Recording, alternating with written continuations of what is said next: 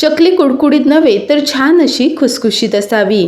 अशा पद्धतीने जर चकल्या बनवल्या तर 1 किलो जरी चकल्या केल्या तरीही सर्व चकल्या संपेपर्यंत छान अशा खुसखुशीत आतून पोकळ आणि बघा हातावर जरी अशी तोडली तर लगेच त्याचा चुरा होतोय।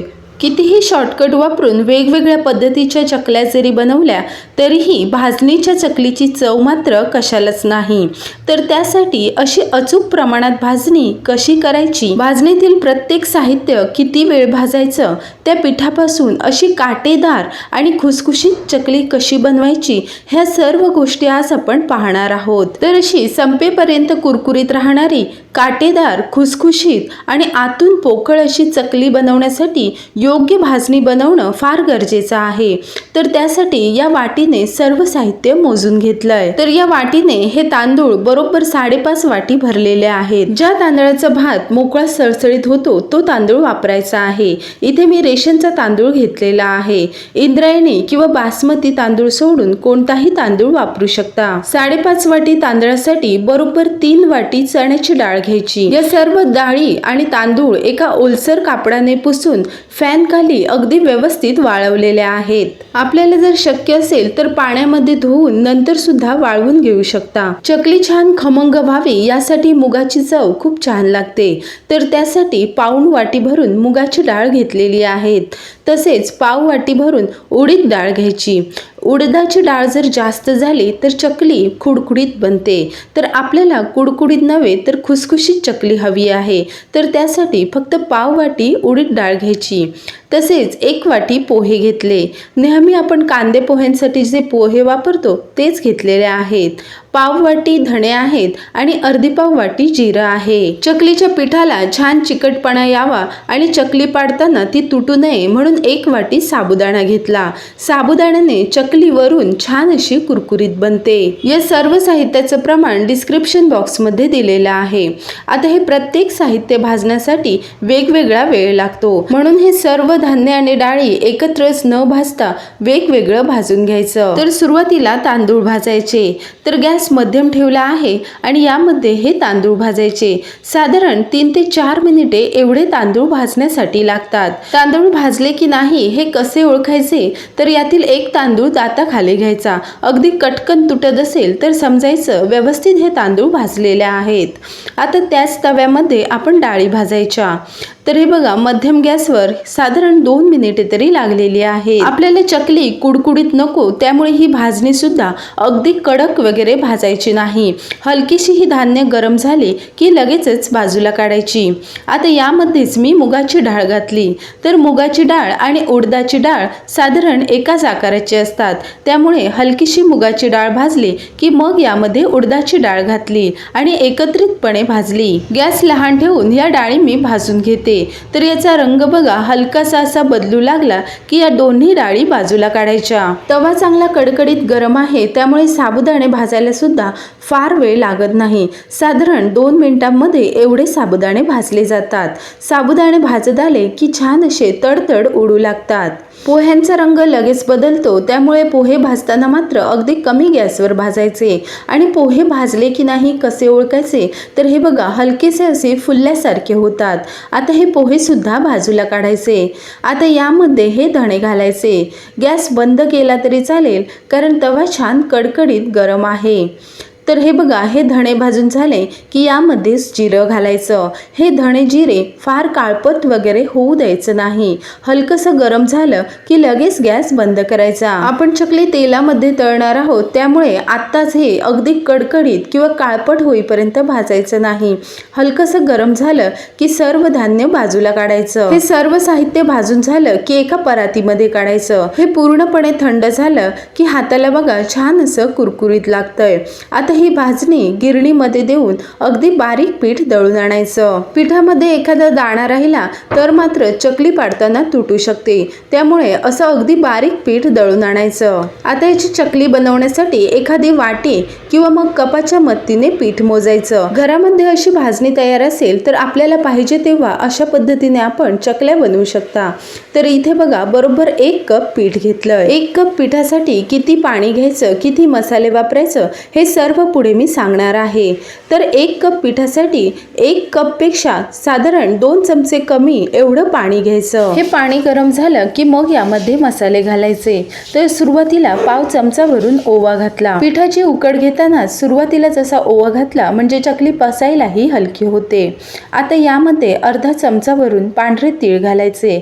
आपल्याला जर काळे तीळ आवडत असतील तर तसेही घालू शकता। तसेच यामध्ये लाल तिखट घालताना सुद्धा फक्त पाव चमचा घरगुती लाल तिखट वापरलेला आहे। आपण जर बाजारातील लाल तिखट वापरलं तर चकली तळल्यानंतर अगदी गडद रंगाची दिसते, त्यामुळे शक्यतो घरगुती लाल तिखट वापरायचं। तळणीचा पदार्थ आहे, पचायला हलका व्हावा यासाठी थोडासा हिंग घालायचा। आता चकलीमध्ये हळद घालताना सुद्धा अगदी किंचितशी घालायची। जास्त हळद पडली तर चकलीचा रंग हलकासा काळपट येतो। आता यामध्ये चवीप्रमाणे मीठ घालायचं आणि या पाण्याला चांगली अशी उकळी येऊ द्यायची। नेहमीचीच भाजणीची चकली, पण ही चकली छान अशी दुप्पट चवीची व्हावी यासाठी यामध्ये आपण एक खास पदार्थ घालणार आहोत। तर त्यासाठी या पाण्याला चांगली अशी उकळी येऊ द्यायची। चकली छान खुसखुशीत व्हावी आणि त्याचसोबत मार्केटमधील चकली कशी लहान मुले अगदी आवडीने खातात, त्याच पद्धतीने ही चकली सुद्धा आवडीने खावी यासाठी आपण यामध्ये लोणी घालणार आहोत। तर या पाण्याला बघा छान अशी उकळी आली। आता गॅस कमी करायचा आणि आपण 1 कप पीठ घेतलं होतं त्यासाठी 1 चमचा भरून हे लोणी घालायचं। तर इथे मी घरगुती लोणी वापरलेला आहे। आपल्याकडे जर नसेल तर अमूल बटर सुद्धा वापरू शकता। हे लोणी मिसळल्यानंतर पाण्याला पुन्हा उकळी आलेली आहे। भाकरीची उकड काढताना कसं असे खळखळ उकडणाऱ्या पाण्यामध्येच आपण पीठ घालतो, तर तसं न करता गॅस बंद करायचा आणि ही उकळी अशी शांत झाली की मग यामध्ये पीठ घालायचं। अगदीच खळखळ उकळणाऱ्या पाण्यामध्ये जर आपण पीठ घातलं तर आपलं पीठ फार मऊ पडतं आणि तशाच पिठाच्या चकल्या केल्या तर त्या चकल्या मात्र फार तेल शोषून घेतात। त्यामुळे पाण्यात येणारे बुडबुडे कमी दिसू लागले की मग यामध्ये पीठ घालायचं। गॅस आपण बंदच केलेला आहे। आता हे सर्व पीठ चमच्याने असं मिसळून घ्यायचं। तर नेहमी भाकरीसारखीच पण 1-2 गोष्टी लक्षात ठेवून अशा पद्धतीने ही उकड काढायची। हे पीठ असं व्यवस्थित मिसळलं गेलं की मग यावर झाकण ठेवायचं आणि हे कोमट होईपर्यंत असंच राहू द्यायचं। साधारण 10 मिनिटे झालेली आहेत आणि हे पीठ सुद्धा अजूनही कोमट आहे। आता नेहमी आपण भाकरीसाठी जसं पीठ मळतो त्या पद्धतीचं पीठ मळायचं। योग्य पाण्याचं प्रमाण असेल आणि योग्य उकड काढली असेल तर हे पीठ अगदी पटपट मळलं जातं। चकली साच्यामधून पाडताना ती तुटू नये यासाठी हे पीठ सुद्धा व्यवस्थित मळून घेणं फार गरजेचं आहे। हाताला फार चटका बसत असेल तर अधेमध्ये पाण्याचा हात लावायचा, पण हे पीठ मात्र सैल होऊ द्यायचं नाही। पीठ चांगलं मऊ पण सैल नसेल तरच चकलीला छान असे काटे येतात। त्यामुळे जास्तीचं पाणी वगैरे न लावता अशा पद्धतीने हे मऊसूत पीठ मी मळलेलं आहे।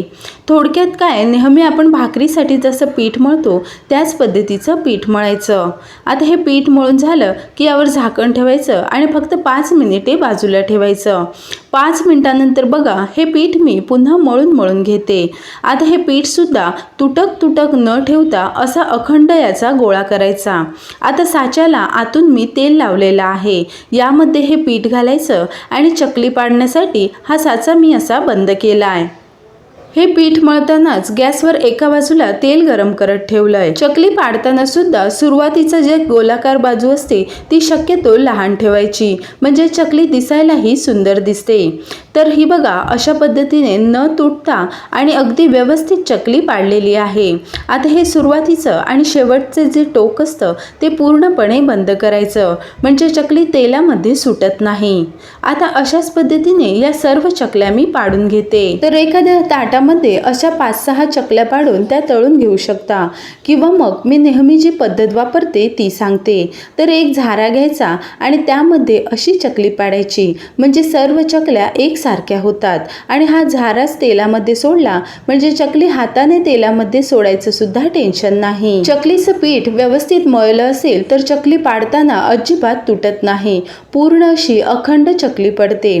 आपण जर पहिल्यांदाच चकली पाडत असाल आणि ती तुटत असेल तर साच्यातलं पीठ पुन्हा काढायचं, ते छान मऊसूत मळायचं आणि मग ते पुन्हा भरायचं. चकलीची भाजणी व्यवस्थित असेल, चकली छान पाडली असेल, पण तळताना गडबड केली तर मात्र चकली तेलामध्ये सुटू शकते. तर त्यासाठी लक्षात ठेवायचं म्हणजे तेल चांगलं कडकडीत गरम करायचं. मग गॅस मध्यम किंवा मोठाच ठेवायचा आणि यामध्ये चकल्या सोडायच्या. एका वेळी 3 ते 4 चकल्या सोडू शकता. असा हा मोठा पॅन असेल तर 5-6 चकल्या अगदी सहज तळल्या जातात. सुरुवातीचा 1 ते 2 मिनिट तरी या चकल्यांना झारा वगैरे लावायचा नाही किंवा या गॅस सुद्धा कमी करायचा नाही. मध्यम गॅसवरच या चकल्या तळू द्यायच्या. बऱ्याच वेळी काय होतं, चकल्या सुरुवातीला तर कुरकुरीत राहतात पण नंतर मात्र मऊ पडतात. तर त्याचं एकच कारण आहे, ते म्हणजे आपण जर गॅस मोठा केला असेल तर चकल्यांचा रंग लगेच बदलतो, पण आतून मात्र चकली कच्ची राहते आणि नंतर त्या मऊ पडतात. तर त्यासाठी गॅस मध्यम ठेवायचा आणि चकली एका बाजूने पूर्ण तळू द्यायची आणि मगच ही चकली परतायची. आणि काही वेळानंतर चकल्या अशा वर तरंगू लागल्या की मगच या चकली परतायच्या. तर हे बघा, सुरुवातीला तेलामध्ये फार बुडबुडे होते, पण चकली जसजशी तळली जाईल तसतसे मात्र हे बुडबुडे सुद्धा कमी होतात. एका वेळी जर अशा 5-6 चकल्या तळत असाल तर तेलाचं तापमान बरंचसं कमी होतं. त्यामुळे अधेमध्ये तेला गॅस वाढवायचा किंवा मध्यमच ठेवायचा आणि या सर्व चकल्या तळू द्यायच्या. आता मात्र बघा, या चकल्या छान अशा हलक्या फुलक्या झाल्यात आणि वर तरंगू लागल्यात. वरचे बुडबुडे सुद्धा बऱ्यापैकी कमी झालेत. आता पुन्हा एकदा या चकल्या अशा उलटपालट करायच्या आणि मग या चकल्या काढायच्या. या चकल्या बाहेर काढल्यानंतर सुद्धा याची कुकिंग प्रोसेस चालूच राहते, त्यामुळे शक्यतो या रंगावरच चकल्या काढायच्या. आणि आपण घरगुती लाल तिखट वापरलं होतं, त्यामुळे चकल्यांना बघा अगदीच भडक लाल रंग न येता अशा पद्धतीचा रंग आलाय. अशी एक बॅच तळून झाली की लगेच यामध्ये दुसऱ्या चकल्या न घालता गॅस मोठा करायचा, तेल गरम करायचं, मग गॅस मध्यम ठेवायचा आणि मग यामध्ये चकल्या सोडायच्या. म्हणजे तेलाचं टेम्परेचर अगदी योग्य राहतं. चकली तळताना या छोट्या छोट्या गोष्टी लक्षात ठेवल्या म्हणजे चकली तेलामध्ये विरघळत नाही किंवा सुटत सुद्धा नाही आणि चकल्या आतपर्यंत व्यवस्थित तळल्या जातात आणि संपेपर्यंत अगदी छान खुसखुशीत राहतात.